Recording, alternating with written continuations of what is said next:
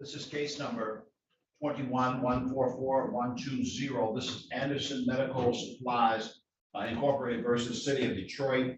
The matter is set on for a pretrial conference on today's date. Your appearance at this time for Anderson Medical. Good morning, Your Honor. Ali Ajami appearing on behalf of Plaintiff Anderson Medical Supplies in this matter. Thank you, Mr. Ajami. Good morning to you, sir. For the City of Detroit, if you will. Counsel for the City of Detroit. My apologies, Your Honor. Charlotte Bennett here on behalf of City of Detroit, P number 85699. Thank you, Ms. Bennett, and good morning to you. All right, so I'm looking and I did, well, it looks like this is the, well, looked like I gave a schedule on this case at some point. Somebody update me on the status of things, please. Yes, Your Honor. I spoke with plaintiff's counsel earlier this morning. We recently substituted into this case at the end of January, and after speaking with plaintiff's counsel this morning, I do think there might be an opportunity to resolve here. We are, I believe, mutually requesting just a 30-day adjournment of this conference to see if I can get a demand from plaintiff's counsel and we can try to resolve this thing without needing to set a hearing. Thank you, Ms. Bennett. Mr. Johnny, is that about the size of things here, sir? Yes, Your Honor, that is correct. All right. How recently did you get into this matter? Sorry, Your Honor? Mr. Adami, how long ago was it that you took on this particular case? I understand you just No, substituted. Yeah. Your Honor, it was actually defense who substituted in. That's right. That's right. We substituted in at the very end of January, Your Honor, is when we got our order. Gotcha. All right. So I got my arrow straight now. Okay, good enough. The 30-day request for adjournment under the circumstances does sound reasonable, and the court will find good cause for the same. And so I'm setting you a date 30 days hence from now. That specific date is going to be 30 days. yeah, that's going to be April. April the, oh, it's right. April 22nd. So you're talking about April 27th? April 27th, 2022, and that's going to be at 9:30 a.m. Thank you for your patience this morning, and that date has been set. I look forward to speaking with you at that time. It is set for a pretrial conference. We will review the matter at that time. Good day to the two. Thank you, Your Honor. The court now calls case number 21-155-250. This is United Lab and Select Specialist versus City of Detroit. The matter is before the court set on for a pretrial conference. This is an adjourned pretrial conference, as a matter of fact, from March 20. From a previous date. Your appearance at this time for United Lab, please. Patricia Porter is here for defendant City of Detroit. All right. Do I have someone for United Lab? If you're on this Zoom, please say something at this time. All right, Ms. Porter, if you will, your P number for the record, ma'am. P66989. All right, thank you, counsel, and good day to you. Update me, Mr. I think Mr. Lowe is on the other side of this. Have you spoken with him recently, or well, update me? Let me know what's going on to the best of your knowledge, please. Sure. I have spoken to Mr. Lowe only to ask him to provide discovery that has not been provided and to give me some dates for his rate setters deposition, which was noticed back in July of 2021. And he responded with requesting depo dates for our adjuster. So we haven't made much progress. We haven't been able to get much discovery done. And I don't know if he was aware of the pretrial conference. I don't think we discussed that. All right, thank you. I see that I have the discovery code. You know, I don't believe I have a scheduling order in my file. Was a scheduling order issued? Yeah, yes, the court issued a scheduling order in November, and that scheduling order cut off discovery January 27th. And that's why that date was set previously, and then the matter was adjourned over until today's date. I see. So that's when discovery was cut off. What's your? I know that Mr. Lowe is typically typically makes his appearance. What is your desire at this time, your thoughts about the direction the court should take? Well, I haven't gotten much participation in discovery. I won't ask for a dismissal, but I do need a little more time, and I'm going to have to file a motion to compel if I don't get some cooperation. All right, very well. Yeah, it's kind of dragging along. I'll go ahead. I'll go ahead and set it over for update in 30 days. So that I can take a look at what's going on here. And I'm noting the file as to the fact that there's been a tie-up in discovery with past time of discovery. So some progress, and I'm not putting this on you, it's just I'll make it clear, some progress has got to be made by the next action date, or I will be entertaining a motion to dismiss or compel or something. And that Okay. with a written document, or it can be brought orally, given the fact that now 2 pretrial dates have passed, the initial pretrial and then the adjourned pretrial date, and no significant action has taken place. So I'll review this matter in that vein at the next action. I'll go ahead and set it for the 27th of April. We'll see what that date. Yes. And that's going to be at 9:45 a.m. That's going to be 9 straight. It's going to be 4:27, and that's going to be 9:45 a.m. Okay. Thank you. Thank you, Your Honor.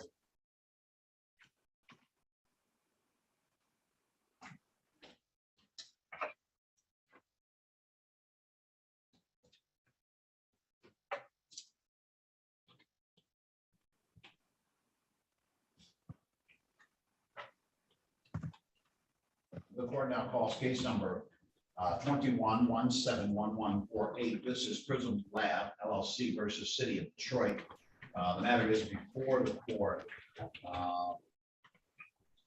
set on for a hearing. Looks like on a motion for summary disposition. Your appearance for Prism Lab, please.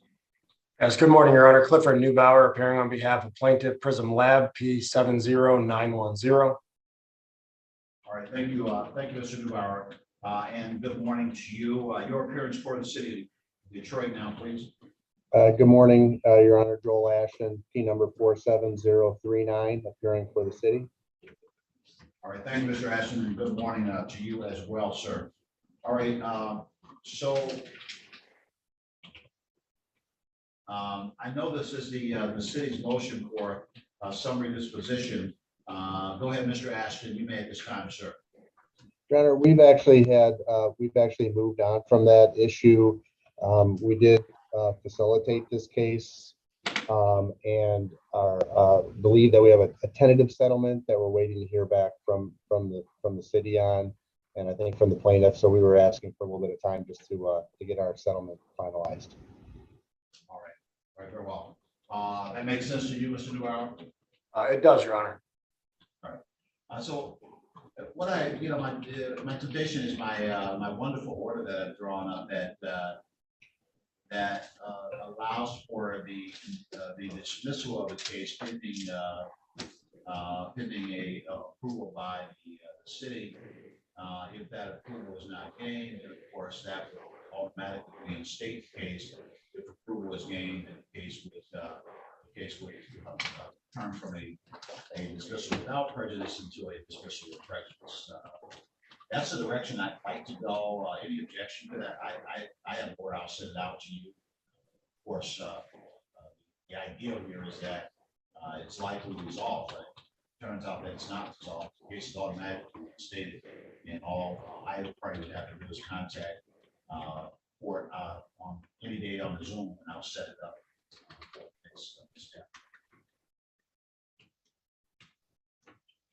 Makes sense to you, Mr. Duval? Yes, that works, Judge. No objection by plaintiff. Mr. Ashton? No objection, Your Honor. All right. You'll get an order from me in the next few days, and we'll consider the case as likely resolved. If there are any problems, we'll get right back on track. Very good. Thank you. Deal. All right. Thank you, Judge. Have a good day.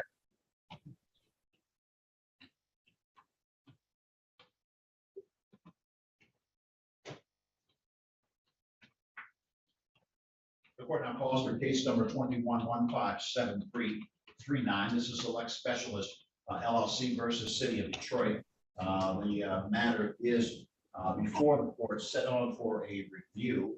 It appears that the case was set for facilitation. Your appearance for Select Specialists, please. Good morning, Your Honor. Scott Rise appearing on behalf of the plaintiff select specialists, P63724. All right, Mr. Risen, it looked like you just got out of the gym, but we're not going to believe that. Sorry, I just had shoulder surgery Friday, so this is about the only thing I can get. Point. All right, I was gonna pick what you're gonna say that your workout didn't work out too well, but I'm glad that you're recovering from surgery, and I wish you well in that regard. Good morning to you, sir. Thank you. Your appearance at this time. Your Honor, Joel Ashton appearing for the defendant, City of Detroit, P number 47039. All right, thank you, Mr. Ashton. Here you are back again, huh? Yes, yes, So sir. this one, I do have a notation on that there is some there was some effort at facilitation. Tell me what the status of things are, if you will. That's correct, Your Honor. We attended a facilitation on March 9, along with some other providers related to the same injured party. I believe that we have a what looks to be a tentative settlement in line. We haven't yet heard back from our parties, but we're hopeful that we may have this case resolved. Mr. Risen, that sounds like something that's in the same direction with you, sir. Yeah, that sounds about right. I'm still waiting to get the final confirmation from my client as well, but we, Mr. Ashton and I work very well together, and this will be likely one that's resolved in the ordinary course. All right. Very well. So what I'm going to do is I'm going to, Mr. Ashton already knows what I'm getting ready to say, and Mr. Risen, you probably heard me talk about that order that I have that is tailored to these kind of situations. I'm going to go ahead and prepare the same and send it out. And if for some reason all of this falls apart on our agendas, then just let me know and we'll get things back on track, right?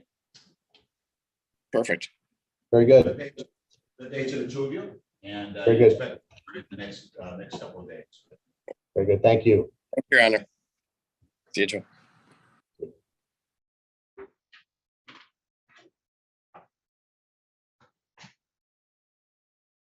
The court now calls case number 21-160656. This is Cornerstone Community Financial versus Lanisha Langford. The matter is before the court, set on for a pretrial conference, but it also is set for a hearing on a motion for summary disposition. Your appearance for the plaintiff, please. Yes, thank you, Your Honor. Shannon Warner of Holzman Law on behalf of Cornerstone Community Financial, P number 67017. All right, thank you. To you. I'm also looking now for Miss Langford, Miss Lanisha Langford. If you're on the Zoom, say something at this time, ma'am. Yes, I'm here on behalf of myself. I don't have an attorney with me. I was just as far as, do you want to know the story of the situation, or what do I? Ms. What do you want to? Thank you. Oh, Thank you okay. all right. There is a motion that is filed in this case asking that the court would dismiss this case on summary disposition on the indication that the answer in this matter does not provide any semblance of a defense to the underlying claim. That seems to be the sense of the motion in this matter. I know that the case is a case that arises out of the claim of a breach of contract with Cornerstone Community Financial. And that looks like this is a case that arose out of a purchase. Let's see, of a motor vehicle, and the purchase, the contract, it is alleged, was not satisfied. So we're going to look at that, and then I'll make some decisions regarding what that outcome should be. Madam Counsel, this is your motion. Ms. Langford you did not respond to the written motion, or you didn't put anything in writing in response to the motion. Is that correct, ma'am? Yes, I didn't know I was supposed to put anything in writing. Should I have responded to the motion? Well, I understand what you're saying, but I want you to hear my question real specifically, then I'll answer your question. You did not respond in writing to the motion, is that correct? Yes. All right, so yes, you're supposed to file something in response to that, or put something in writing. But you know, sometimes we can kind of look past that in an effort to hear what the case is all about on the motion. Now, you have had a chance to read the motion, is that correct? Yes. All right, just one moment. Madam Counsel, if you will go forward and tell this is about in regard to your motion and why you believe this case should be determined summarily. Yes, thank you, Your Honor. There's no question in this case that there was a basic breach of contract. This defendant took out a retail installment contract for the 2012 Chevrolet Equinox on or about November 13th of 2015. She defaulted in the agreement by failing to make the payments. The vehicle was thereafter repossessed and sold. So the defendant here has failed to state a valid defense. In her answer to the complaint, she stated general denials without any basis whatsoever. We feel that based on the defendant's failure to state a claim, that judgment should be entered as a matter of law.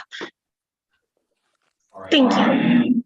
You indicated, of course, the vehicle was repossessed and sold at auction or something along those lines. And of course, the balance that is being sued for is the deficiency balance. Is that correct, Madam Counsel? Yes, Your Honor, that's correct. So the defendant was correct if whatever the value might have been gained as it relates to the sale at auction. Is that correct, ma'am? Could you repeat that, Your Honor?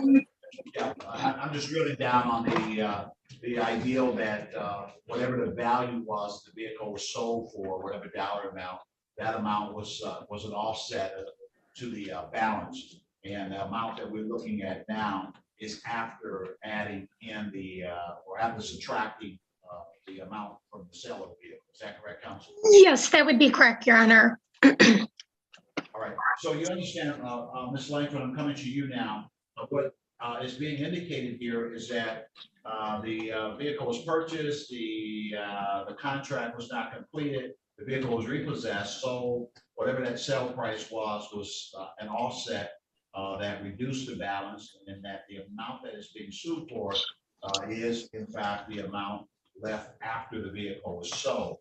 And the final point that is being raised here is that by looking at your answer is a general denial of the claims that is asserted here, but those denials do not attach any facts to them that would give the court a basis to say that this is truly a contested matter.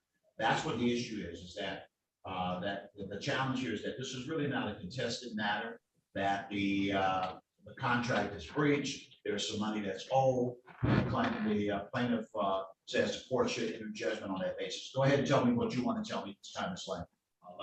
I did take out a loan with them during the time that I had fell on hardship during the pandemic.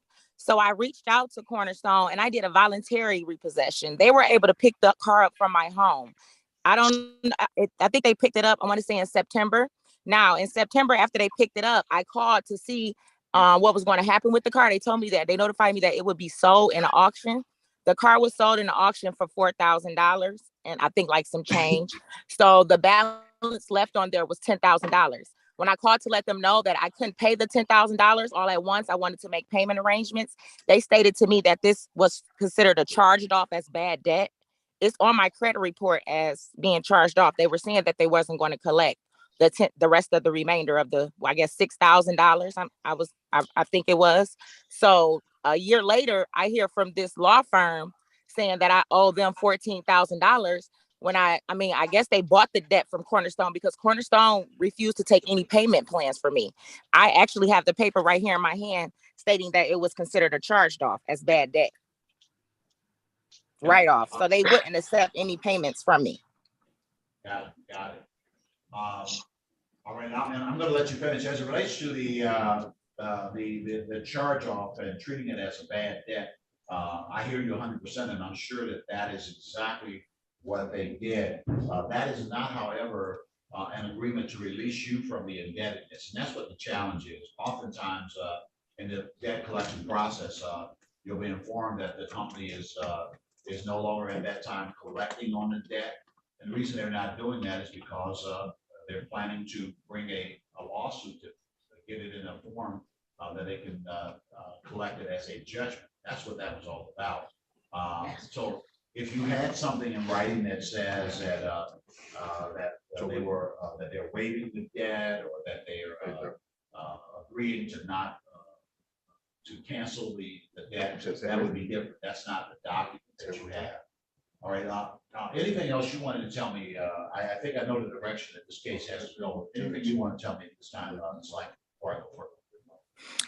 No. Only thing that I want to say is that I think the balance that they're saying is like 14,000, and from my understanding, after they sold the car, the balance was 10,000. So I'm not sure what's going on. All right. So the lawsuit in this case, alleged damages of $10,116.33.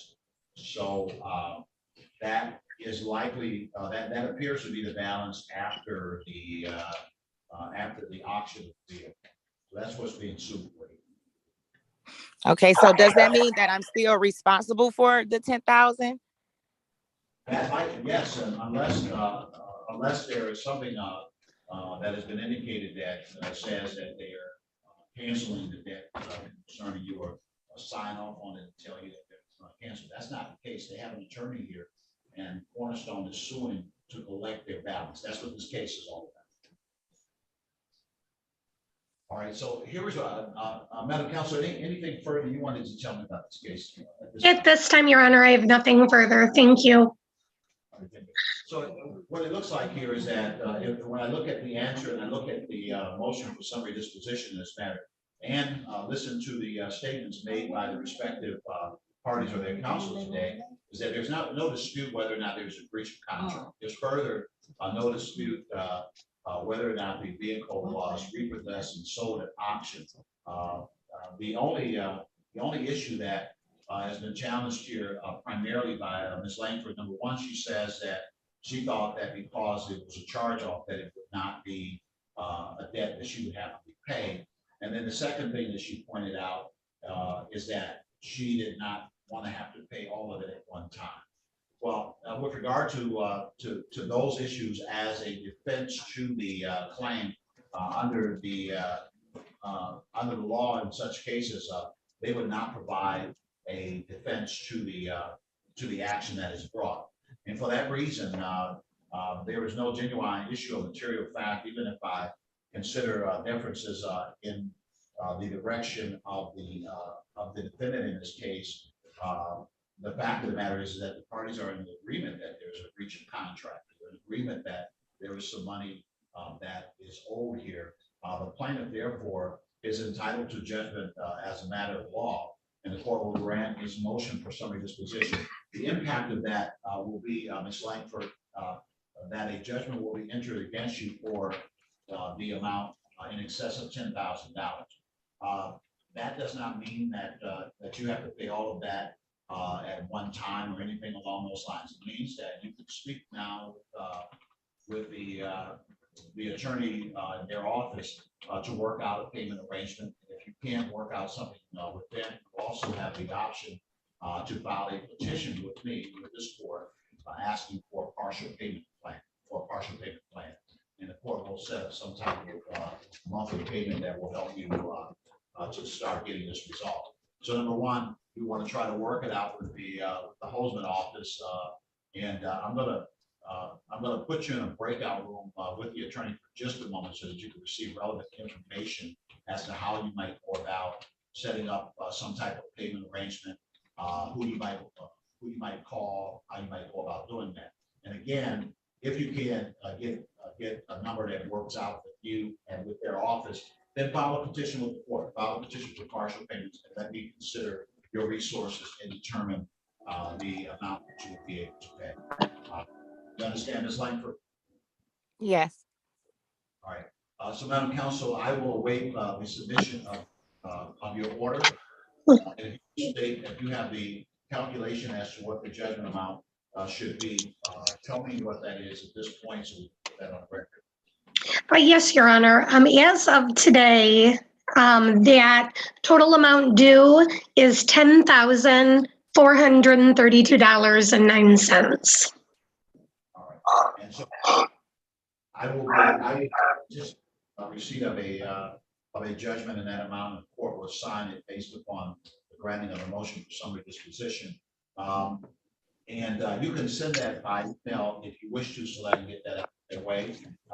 You would send that to Latifa, LATIFAH @ 36districtcourt.org.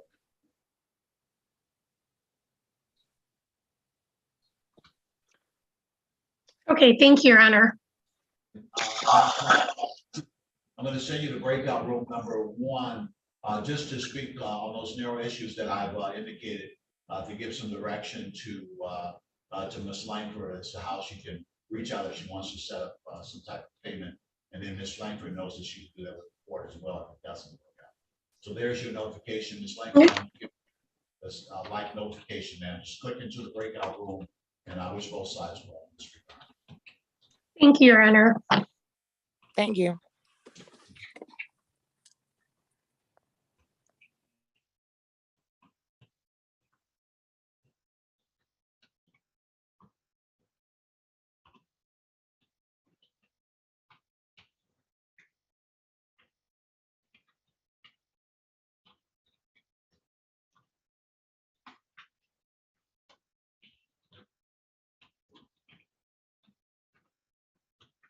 All right, this is case number 21-172010. This is United Lab versus City of Detroit. The matter is before the court on a motion for summary disposition. Defendant has filed its motion in lieu of filing an answer in this matter. Your appearance for the plaintiff in this regard, please. For the plaintiff, United Lab, please. All right, for defendant in this matter, your appearance, sir. Madison, are you there?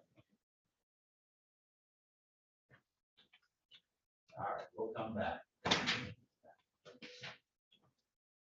All right, the court now calls case number 22-177030. This is Jefferson Capital Systems versus L'Oreal Hudson. A matter is before the court set on for a status conference for a scheduling conference. Your appearance, I see that this matter, excuse me 1 second, this matter has been transferred from by way of a change of venue. Your appearance for plaintiff Jefferson Capital, please. Kara Bailey, P73071 on behalf of the plaintiff today. All right, thank you, Ms. Bailey, and good morning to you, ma'am. I'm looking for Daniel Manion. He's another attorney in my office. Oh, God, that's the wrong person. I'm looking for L'Oreal Hudson. Thank you. I would have been calling his name a few times. All right. Is L'Oreal Hudson on this Zoom? Person living on DeCosta Street in the city of Detroit. If you're on this Zoom, say something. All right, counsel. I know that this was transferred from 17th District Court in Redford. It was just one of those small areas that we can never seem to get right sometimes as far as whether it's in Detroit or Redford. I'm well aware of it, that's for sure. At this point, Your Honor, Ms. Hudson was served by an order for alternate service, and we are ready to proceed with a default in this matter. All right, so the court, it appears that the court did in fact direct notice to Ms. Hudson on DeCosta Street, and that notice indicated that she should appear for today's hearing.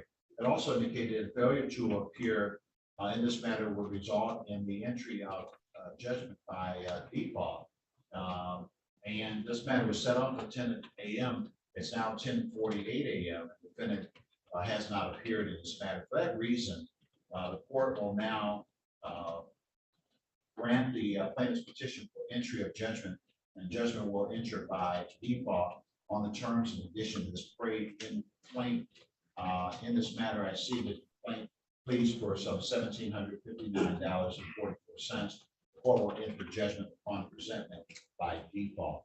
Madam Counsel, did you get that information down? This is where you might email your proposed judgment. I do have a proposed judgment in front of me, Your Honor. I'm happy to submit that to the court.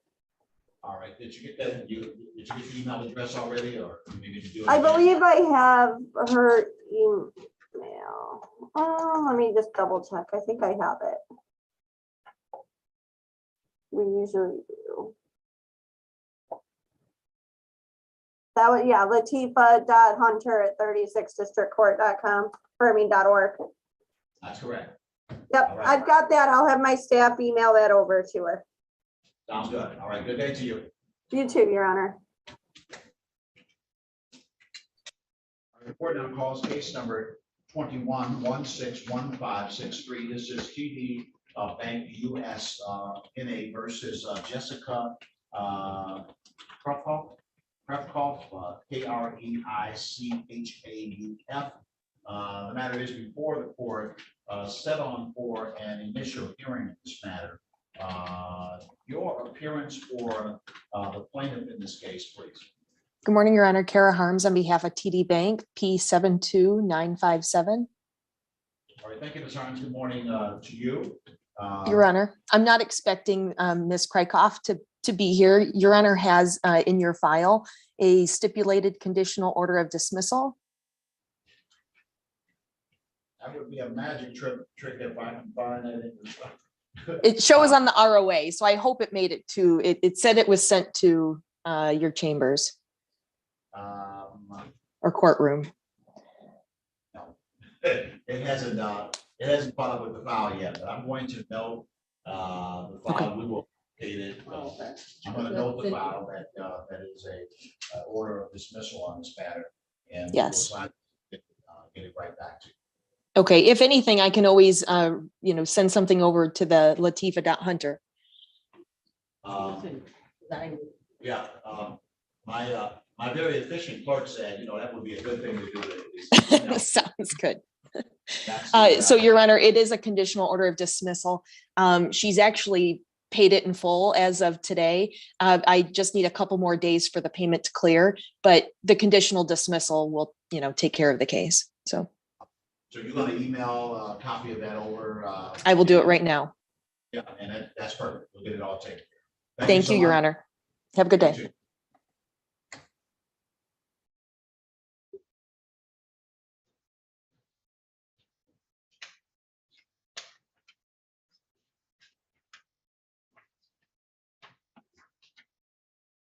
Hey, Mr. Patterson, are you there, sir?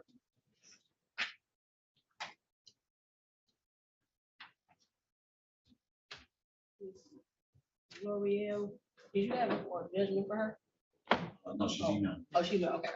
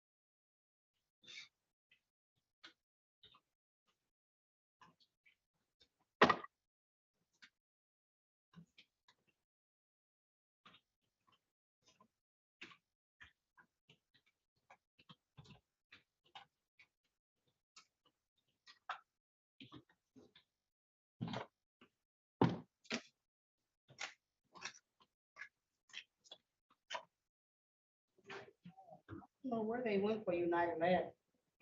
Yeah, he sent me Oh, he did, okay. a note saying that he had to step out. What happened with United Lab?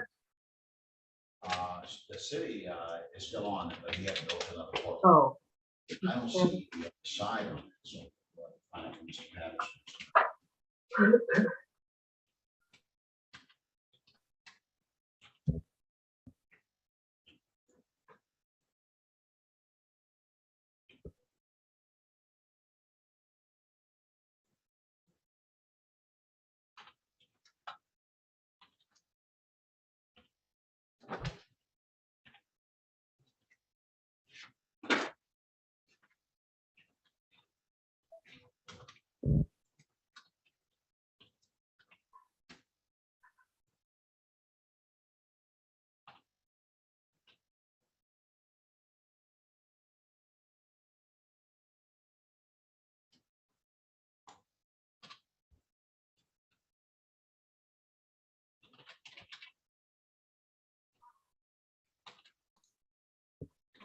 Judge, I profusely apologize. I had a settlement conference with Judge Sullivan in Wayne County Circuit Court, and if you're familiar with Judge Sullivan, you can imagine why that maybe takes a little longer than anticipated. Absolutely. I'll accept the apology as long as you take the profuse out of it. This is 21-172-010. This is United Lab versus City of Detroit. And go ahead and give me your appearance, counsel. I don't see the other side. Good morning, Your Honor. Gregory Pattison, P75963, here on behalf of defendant. And as a point of clarification, I believe the defendant in this case is the City of Detroit Law Department. Right. Yeah. Well, actually, I have City of Detroit Department of Transportation. Yeah, I believe they named the law department in this one. Yeah, on the summons it as the law department. You're absolutely right. Well, have you spoken with the other side at all? Because clearly they can't do it that way, that's for sure. Right. I did. We did reach out to them. We sent a electronic copy of this motion as well. I've done enough of these motions, as you can tell, it's about 4 pages. So it was no issue to whip that out. I don't believe that they filed a response to the motion, and I don't believe that they've appeared here today. And I don't have a response submitted to the court, and I have not noted their appearance today. For sure, I haven't read the motion in this matter, and given the fact that the plaintiff did not appear, the court will simply grant the motion. Really, they've sued an entity that can't be sued, so I will grant your motion for summary disposition and you will answer, and the case would be dismissed accordingly. So you can submit your answer via email. I mean, you strike your order via email as you wish to do so. I'll get it signed. What's the email address, Your Honor? It's Latifah, LATIFAH.Hunter. That's at 36 District Court. .org. 36, and that's all spelled out, Your Honor? Yeah, 36TH. Oh, 36DH.org. Yes. 36TH. Yeah, 36TH, 36 District Court. Okay, and that's all right. .org, and I will get that order over shortly. All right, thank you, sir. Thank you.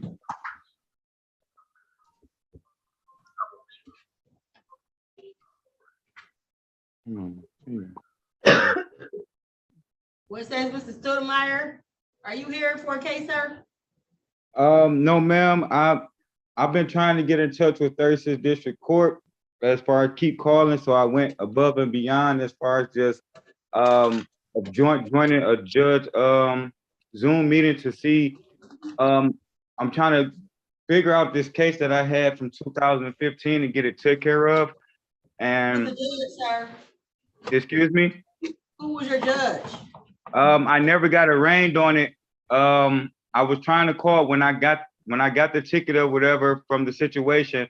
I was trying to call months and months. When I got it, they were telling me they didn't have the ticket number on file, and maybe like a year later, they came looking for me, and I haven't took care of it. I have had kids. I can't get, because of this, I can't get a house in my name because they're running hard background checks. So why are you in Judge Coleman's courtroom? Are you? No, because I couldn't get in touch with no one at 36 district as far as calling. So I went above and beyond and just to join the Zoom meeting to see if I can, get in touch with somebody of showing the importance of trying to get rid of this off my name and, fix this to see if I can really, just get this. I have kids. I work. I can't get a house in my name because of this. It's just dwelling on me. It was I'm a not landlord accused. tenant matter, right, sir? Excuse me? Was it a landlord tenant matter? No, ma'am. It was a traffic stop, but I just went above and beyond to see if I can just get some legal help from somebody, just, to help me out. Sir, do you have a case number? You don't know that? No, I don't know the case number. It's from all the way from 2015. Stoudemire, Stoutermira. First name is Kendall, right, sir? Yes, sir. Okay, stand by.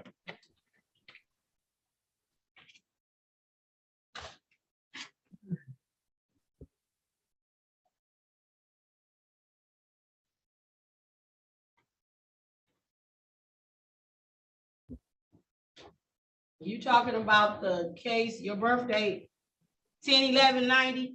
Yes, ma'am.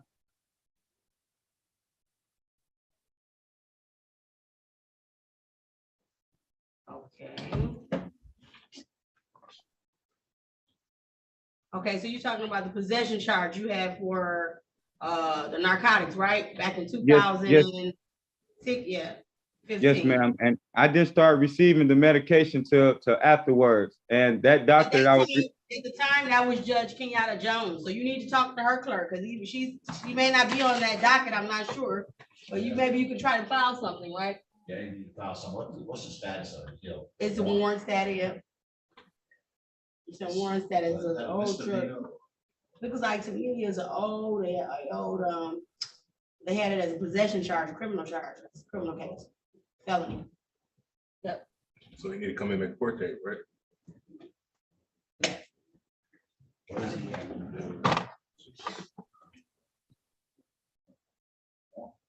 Yeah, they usually make them turn themselves in downstairs, and then they have to, I don't know how they're doing it now because that, they usually go downstairs, they turn themselves into and then they let them know like what to do, but he probably gonna have to talk to, maybe you could talk to her clerk and see, because he probably gonna have to. You said Stanford Jones, right? Judge Stanford. We're gonna put Stanford. And she's still on her. Yeah. So we're gonna put you in contact with the clerk to Judge Stanford. Yes, sir. And you need to write on this case number. You ready to write down your case number? Yeah. Hold on one moment, because I got my daughter. I'm trying to, let me get up. Yeah. Sorry about that.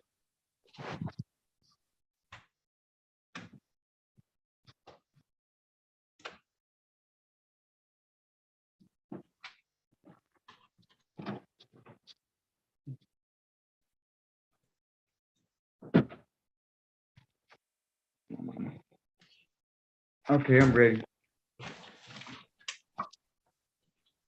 You give them the case number first? Yes, it's 16056. 056. 79401. Okay.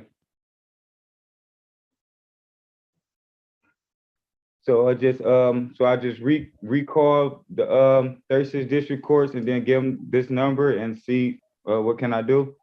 Yeah, you're gonna call that clerk. He's gonna give you the clerk's number. He's gonna give I'm about to give it to you now. Call her. Yes, sir. The number is 313-965 2283. Okay. Yeah, just give her that case number. Let her know you had a case back in 2015 for a drug possession, and you have a warrant, and you're trying to see what can you do, and it's her case. Okay. Yes, ma'am. All right. Thank you. I appreciate you guys. Have a good day, sir. All right.